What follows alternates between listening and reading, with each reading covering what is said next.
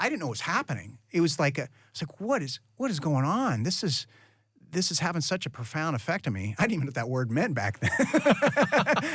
so I'm like, what's going on here? It taught you words as well. Yeah, Amazing. it taught me words as well. Thank you, David Gilmour. Planet Rock. Planet Rock.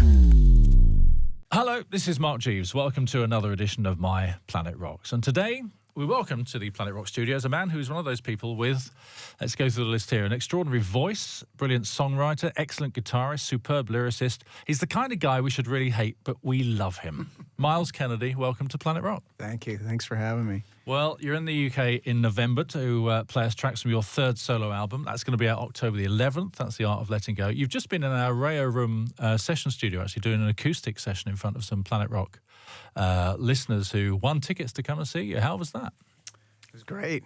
It was what a beautiful facility. Like it's the new, so like it's all new. And I think you're kind of second person in there or something. That's what I heard. So hopefully I didn't, ruin it. Did you bring any pyrotechnics? I almost did. Oh, did you? I wanted something to, leave my mark. No, it was a lot of fun. I really enjoy playing acoustically. Yeah. As much as I like playing electric, because it's just different. But that situation reminded me. It's like, you're there. It's all you, and if you mess up, it's all you. Yeah. It's like can't hide behind anything, and there's all the cameras, and this is, it's like a whole different mentality. But I kind of like the challenge. And you can see the people you're playing to really close to you. Yeah, they're right there. Rather than in an 80,000 seater stadium. Yeah. It's a different mentality, I guess. It's great. When you're playing that, I'm glad you liked it.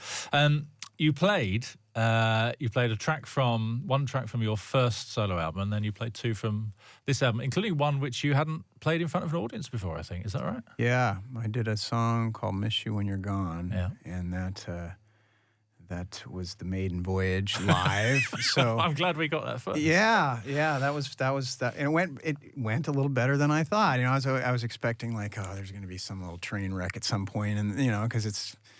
Just that your brain starts playing tricks on you. But no, it's fun. So when you come and play for us in November, you've got a whole bunch of dates. You can find details on our Planet Rock website. There's, what's the split going to be between the new stuff? Because now you've got 3 albums worth. You've got quite a lot of material. Yeah, which is nice, because now, the first record when I toured, we were like, how are we going to pull this off? We've only got X amount of songs, and we want to...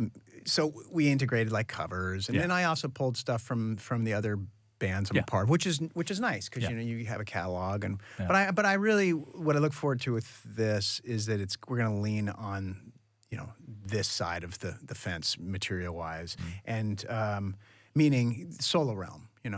Maybe I'll put in a handful of, I don't know what those tracks will be, or maybe some covers just to mix it up, but.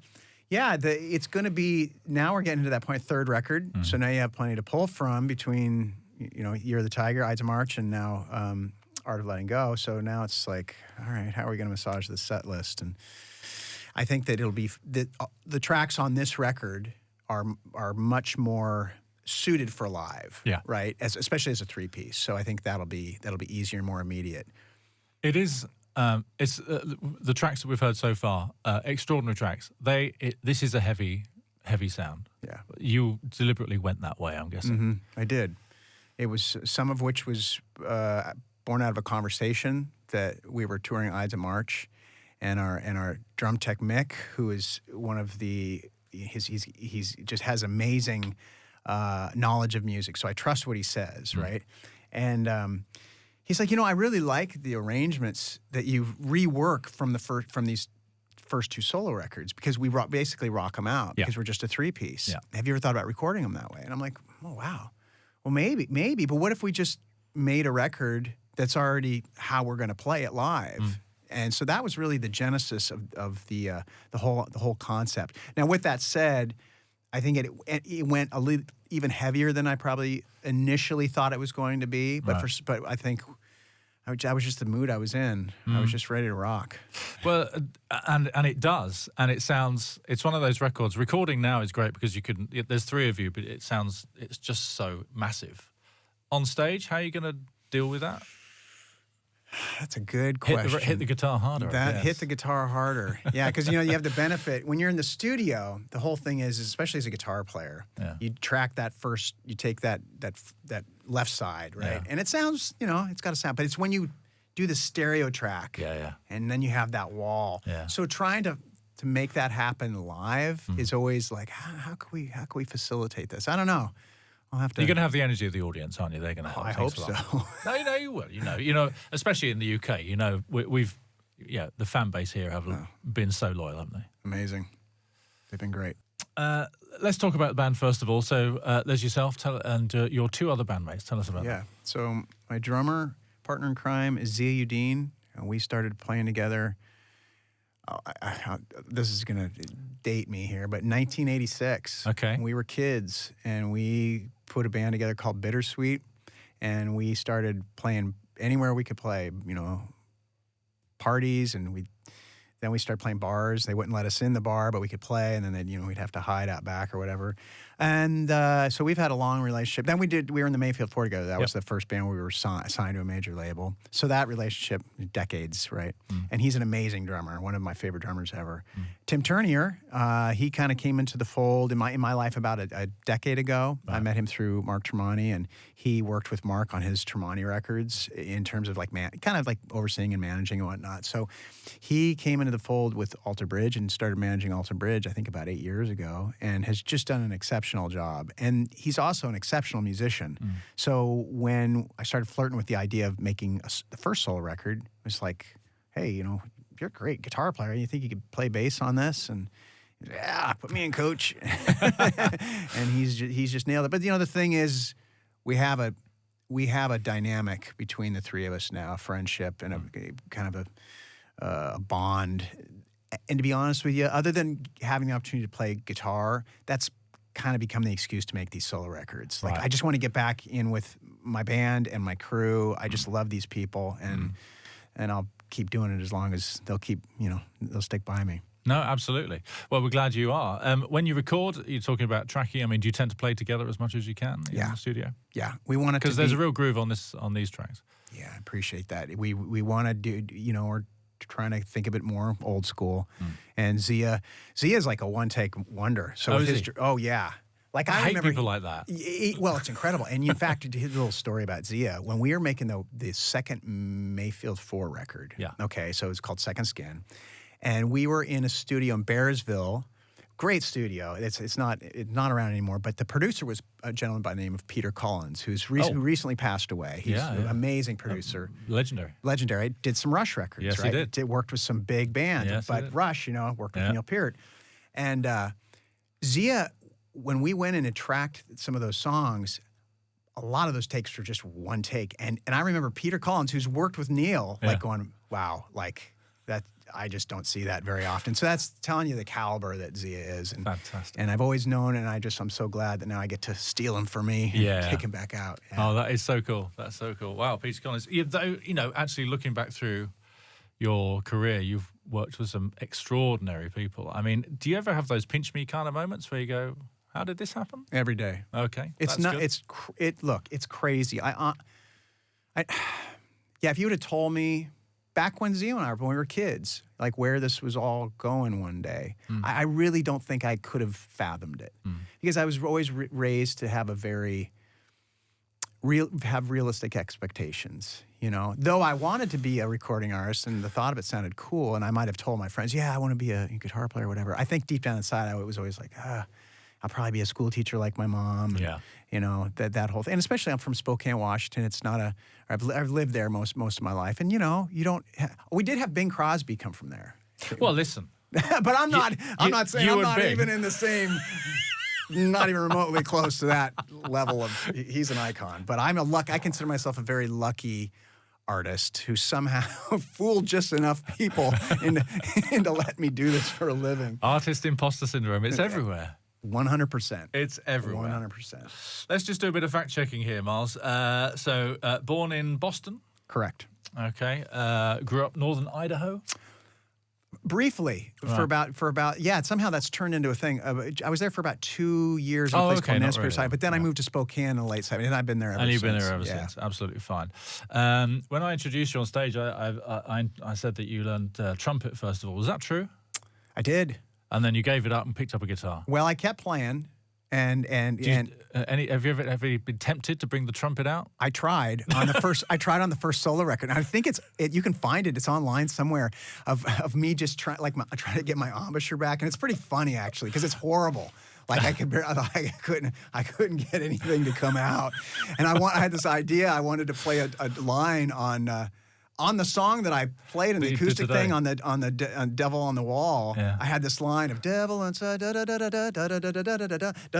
some sort of like trumpet thing, and I had this, and everybody was like, no, no, that's not happening. But I did, yeah. I played trumpet. Okay. And first guitar heroes.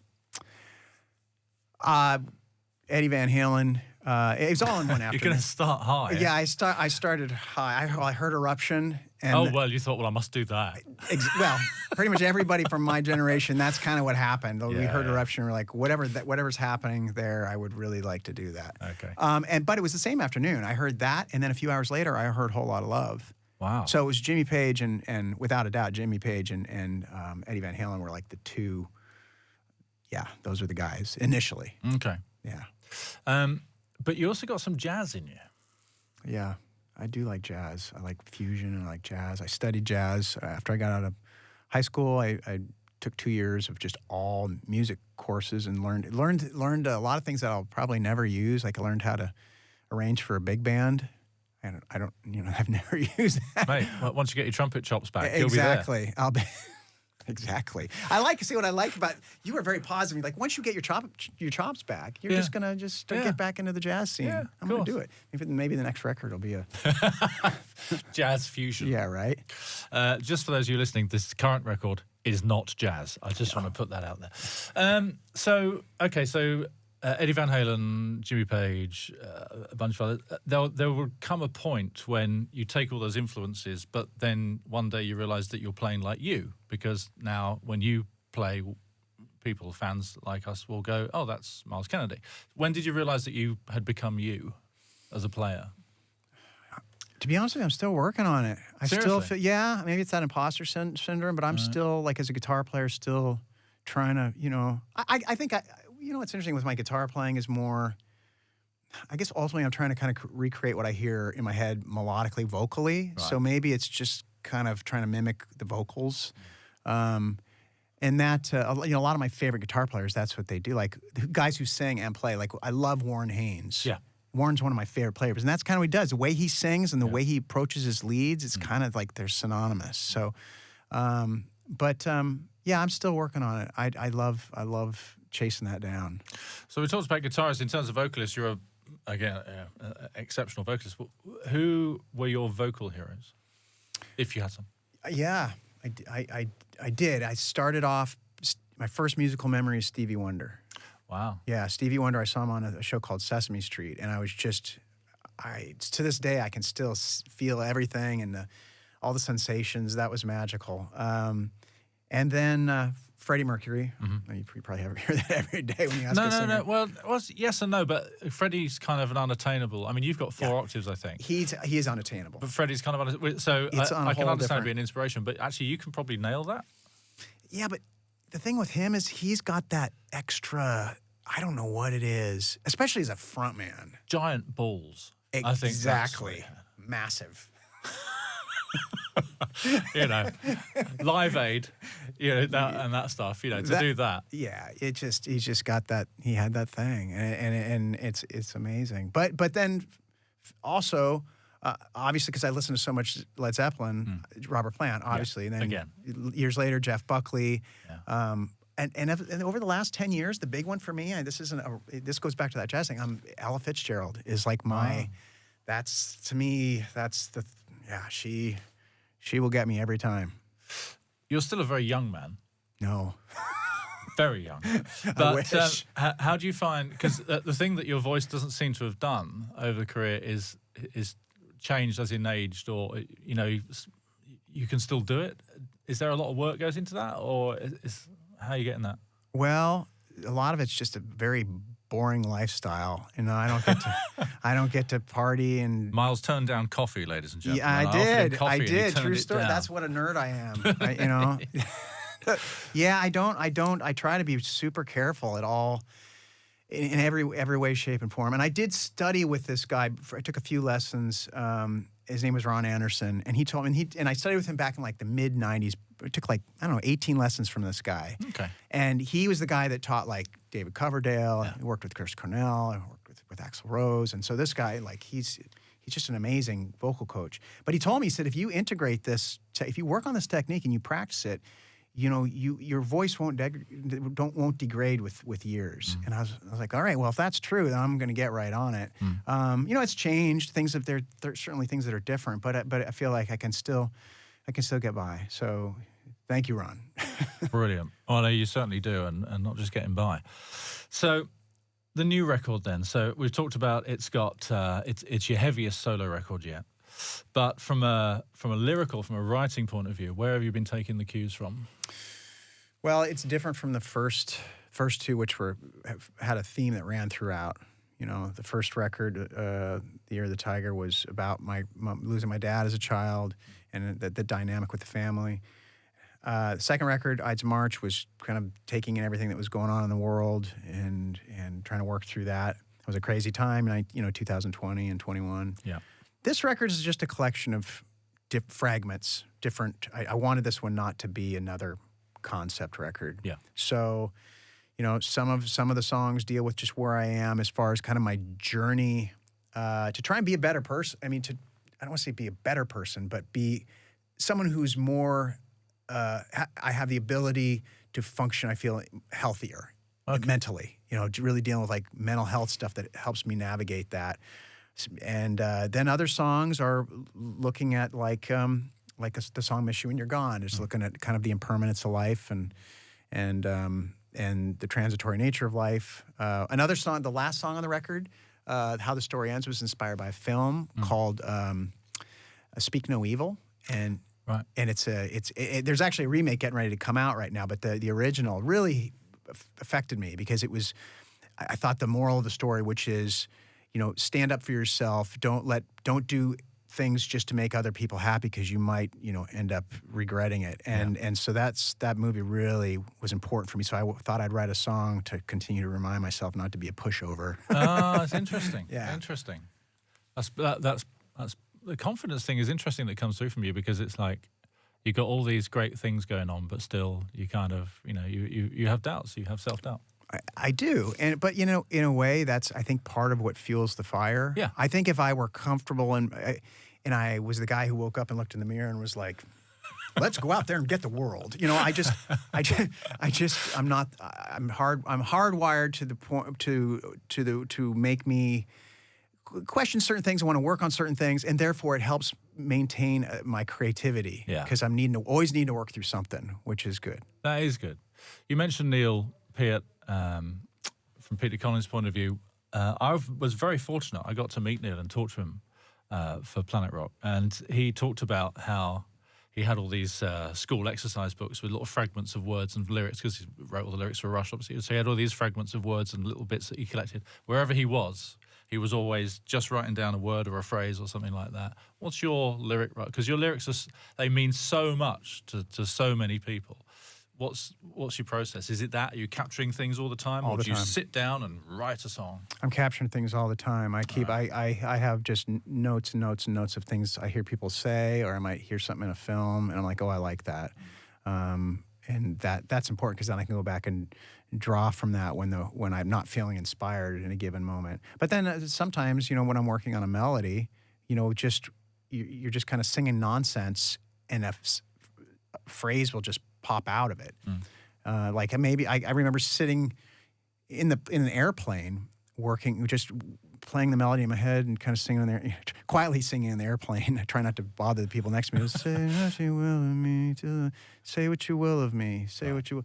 Still I dare to be. And then it was like, okay, then sometimes they just words sing well, and then you're off to the races. Okay. Unless you're on an 8-hour flight, you've got to hum that all the way.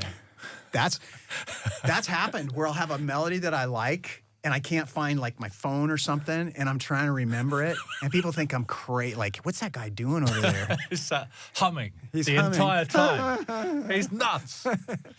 Tell us, you're not allowed to have favourite songs from your own records, okay? But you're allowed on this one occasion, or one song from the new album that you think is a good representation of what the album's about. What would you play? Well, I'm kind of partial to a song called "Behind the Veil" that I really. It's a longer song. It's a fun song to play guitar on. But there's just something about the groove. It was inspired musically by like Billy Gibbons. Oh wow! Yeah. And I love Billy Gibbons, so that's kind of where that came from. But that's. And the music came first in this song then, and then the words afterwards. Yeah, it did. The music came first, and most of the time that's the case. Very, very rarely does the lyric come first. Okay. Yeah, and occasionally it'll come at the same time, but those are the best ones. Okay.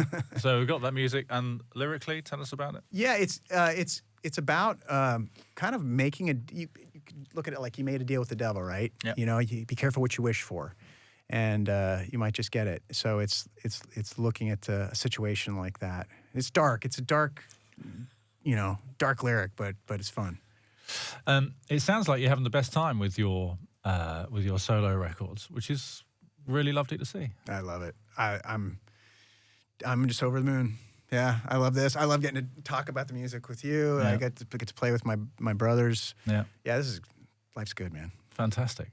And you are linked to some other bands, and I know listeners who are listening would like us to mention that. In fact, one of the most requested songs that we have, there's an album show we do on a Sunday night where we just play, long stuff. And one of the most requested tracks we have is Blackbird. And I think that works from a musical point of view, it's epic. From a lyrical point of view, it's epic. How do you feel about the song? That's, for me, it's nice to know that people They adore it. connect Myles. with it. No, that's good to know, because I feel like that's the song with that catalog, with Alter Bridge. I'll never forget the day that we finished it.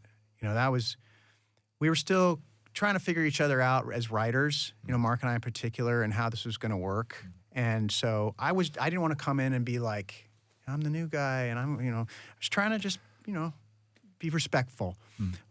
But, that was one of those points where it became this more of the collaboration that this inevitably became.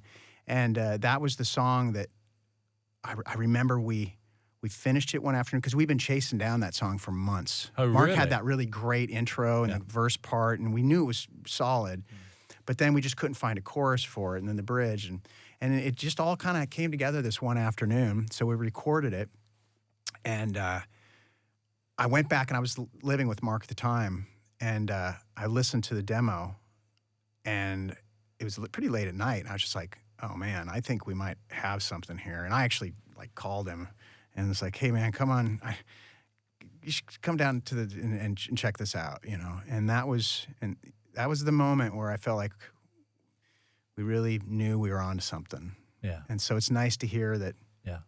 however many years later, that people connect with it. It is, that's right. And actually, it's whenever we run charts on solos, and I know, you share the credit on that one, but, it's Comfortably Numb and it's Blackbird. They live at the top as well. So musically, it's got, it's a wonderful piece of work. You should be hugely proud of that. Thank you. And also, of the current album, when you come to play it live, you've got quite a few tracks that you're going to that you can put in from your back catalogue, your other albums that you've released as well. But do you, when you come to play those live on stage, are you as excited to play them as the audience are to hear them, kind of thing? You're really looking forward to playing them? Yeah. It is to the point where you kind of fear that you're more excited than they're going to, especially with the more obscure tracks on the album. You're like, oh, I can't wait to play that song. And you're like, you have to remember that, especially with how early we're touring after the record is released, that a lot of folks won't have spent the time with the record long enough to know some of these songs. So you don't want to be selfish up there. You want people to leave hearing the songs that they want to hear, but at the same time, you're like, but I really want to play Behind the Veil, you know? Yeah. So it's a delicate dance. Okay. Yeah. Well, we're looking forward to it. We're going to see you in November. We'd like you to do two things. First of all, can you pick, and I know this would change tomorrow if I asked you the same question tomorrow, could you pick your favourite classic rock song from someone else, not one of your own, that you would like to play on Planet Rock right now? Yes. I'm going to say, my favorite classic rock song. You're making this. You just brought it up. I mean, Comfortably Numb that's as good as it gets. Tell me why. Where did you first hear it, first of all? Because that was, you were pretty young. You were a kid. Yeah, I was a kid. 79. Yeah. It was believe it or not, it was at summer camp. And there was this camp counselor. Wow, you went to great summer camps. Well, here's what's really fascinating. He played the wall trying to and it was because my stepdad is he's a minister, right? Yeah. So it was like a Christian summer camp thing. But this guy was trying to equate it somehow with something in that realm. Okay. And I don't remember what that was, but all I do remember, and I remember it very well, was him playing Comfortably Numb. Yeah. And when it got to that solo, both solos, I was like the goosebumps, and I started tearing up, and I'm like, and I didn't know what was happening. It was like what is going on? This is having such a profound effect on me. I didn't even know what that word meant back then. so I'm like, what's going on here? It taught you words as well. Yeah, amazing. It taught me words as profound. well. Thank you, David Gilmour. But it really was a life-changing moment for me. Wow. Without a doubt. As important in a lot of ways as hearing Eddie Van Halen and Jimmy Page for the first time. Yeah. Because here's what I learned from David Gilmour was that it was a vocal quality. It was the notes he chose were so perfect. And it wasn't about flash, it wasn't about fire, although that was there. There was a different kind of fire. But it was always knowing how to play against the chord changes. Yeah. He kind of approached it almost like a jazz guy. He was playing he hitting the changes. And I think for me, that was what really made me go, I also want to integrate that into the bag of tricks somehow. So I spent a lot of time learning those solos. That's extraordinary. Yeah. Well, we'll play that song with pleasure.